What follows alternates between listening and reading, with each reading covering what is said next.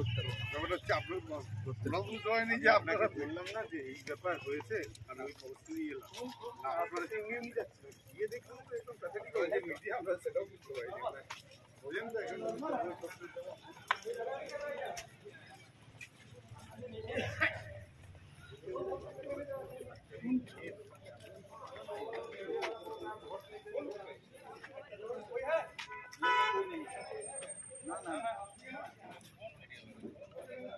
এখানে ना और बट मध्यमपुर बाड़ी।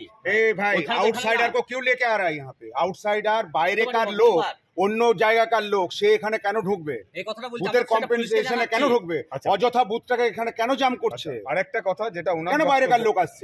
যাদের কোথাও কিছু নেই, যারা লোকাল এখানে উনার বক্তব্য আর এখানে না আপনার সঙ্গে আমি উনি বয়স্ক লোক এখানে না না ও বয়স্ক লোক আছে এখানে, লোকাল তো লোক আছে, লোকাল লোক তো আছে, লোকাল এখানে বুথের কর্মী আছে কিনা? উনি তো বাড়ি থেকে বেরোলি ওনাকে বেরোতে দেওয়া হচ্ছে না, আগে বলতে দেওয়া হচ্ছে না, ফালতু কথাবার্তা বলেন আপনারা। কোথায় ফালতু কথাবার্তা বলেন? উনি বলছেন জিজ্ঞেস করুন, এখানে কেন্দ্র ভাইকে জিজ্ঞেস করুন ফালতু কথাবার্তা। আর এখানে বাইরেকার আউটসাইডার জিজ্ঞেস করুন, আর এজেন্ট আছে নাকি এখানে? ভোট দিয়ে এখানে অপোজিশন তারা কমপ্লেন করেছে, তারা কমপ্লেন করেছে, ছবিতে যা ধরা পড়েছে। না আমি তা বলছি না, আপনি এটা বলুন যে একজন বাইরে ভোটার কোথাকার নিয়ে আসবে, আপনাদের রুলসটা কি আছে? আমি যে আপনার কথা জবাব আমি কেন দিতে যাব? আপনি তো দায়িত্বশীল একটা ব্যক্তি। হ্যাঁ তো তার জন্য তো বলছি নির্বাচনী এজেন্ট আপনি, তাই তো দায়িত্বশীল নিশ্চয় ব্যক্তি।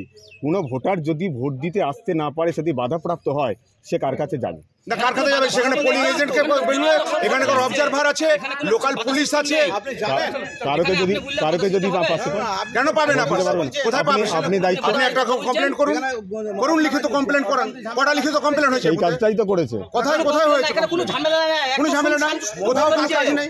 এখানে কোনো আপনার নামটা?